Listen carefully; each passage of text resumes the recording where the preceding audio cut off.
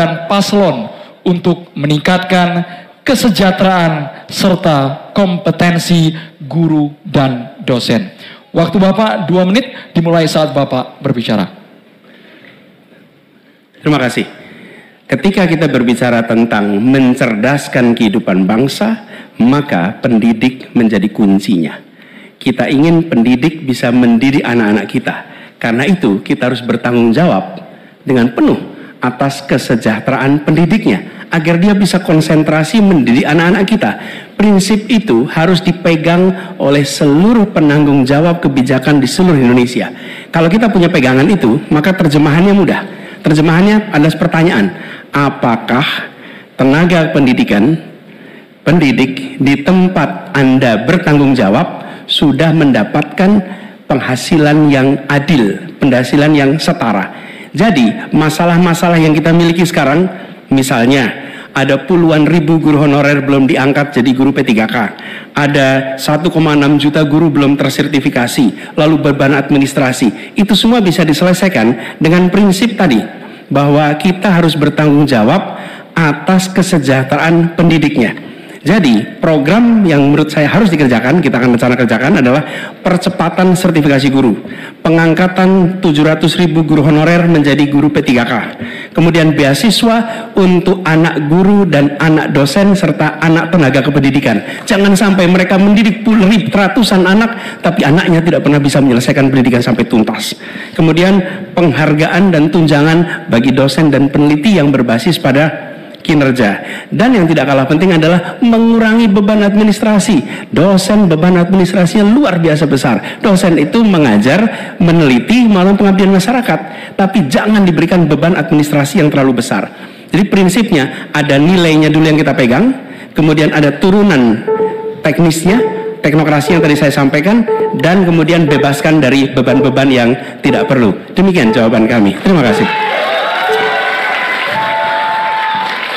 Selanjutnya kami persilakan kepada calon presiden nomor urut 2 Bapak Prabowo Subianto untuk menanggapi atas jawaban yang disampaikan oleh Bapak Anies Baswedan. Waktu Bapak 1 menit dimulai saat Bapak berbicara. Secara garis besar ya, secara objektif saya menilai jawaban-jawaban Pak Anies baik, bagus, relevan. Saya banyak setuju dengan jawaban tersebut. Mungkin maklum beliau mantan Menteri Pendidikan begitu. Siap Bapak.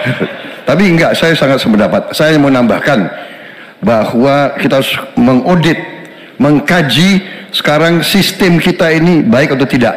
Karena banyak sekali kebocoran-kebocoran dalam alokasi dana yang diturunkan sampai ke tingkat kabupaten dan sebagainya. Ini menyangkut memang masalah mental dan budaya banyak pejabat-pejabat kita. Jadi kita harus koreksi diri, kita harus audit.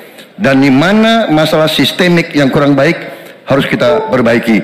Kita harus berani memperbaiki sistem yang kurang baik. Terima kasih. Masih ada waktu Bapak. Selanjutnya kami berikan kesempatan kepada calon presiden nomor urut 3 Bapak Ganjar Pranowo untuk menanggapi atas jawaban yang disampaikan oleh Bapak Anies Baswedan. Waktu Bapak 1 menit dimulai saat Bapak berbicara. Kalau pendidikan mau maju, maka fasilitas mesti diberikan. Negara harus hadir dan makin inklusi. Nah, ketika kita bicara pada pendidiknya atau gurunya, saya mau bercerita pengalaman saja. Ketika guru SMA, SMK, SLB diberikan pada provinsi, maka pada saat itu yang saya tanya pertama adalah, berapa gajimu? 300.000 Pak. Sungguh tidak adil pemerintah ini. Maka pada saat itu saya sampaikan, kasih gaji sesuai UMP yang ada di Jawa Tengah, UMK yang ada di Jawa Tengah, tambah 10%. Baru kemudian kita dorong proses sertifikasi dan peningkatan kapasitas. Kami punya aplikasi namanya Bolpen. Ini bimbingan teknis online dan pendampingan untuk memberikan bantuan kepada guru memanfaatkan teknologi untuk memberikan pengajaran yang bermutu. Maka ketika praktek baik ini bisa kita lakukan, maka guru akan bisa bekerja dengan baik dan dia mesti dibebaskan dari persoalan administrasi yang menjerat.